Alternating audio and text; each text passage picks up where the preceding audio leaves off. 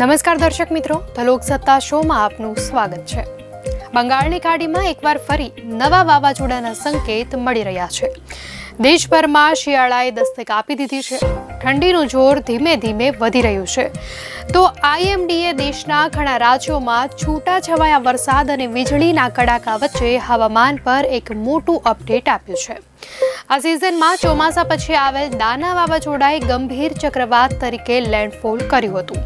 જોતજોતામાં દાનાએ ગંભીર કેટ 1 ચક્રવાતનું સ્વરૂપ લીધું અને બંગાળની ખાડીને અડીને આવેલા વિસ્તારોમાં તબાહી મચાવી દીધી.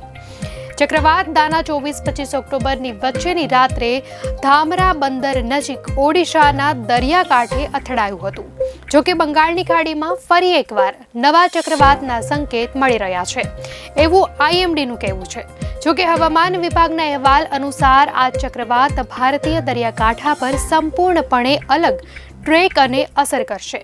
તો હવામાન અનુસાર 21 નવેમ્બર 2024ના રોજ આંદામાન અને નિકોબાર ટાપુઓની દક્ષિણે આંદામાન સમુદ્ર પર ચક્રવાત સર્જાય તેવી શક્યતા છે.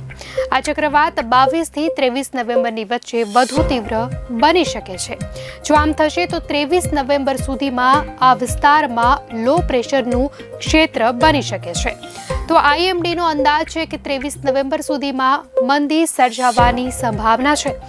આઈએમડીએ સંકેત આપ્યો છે કે આ સિસ્ટમ આખરે 26 અને 27 નવેમ્બરે ઉત્તરી શ્રીલંકામાં ટકરાશે.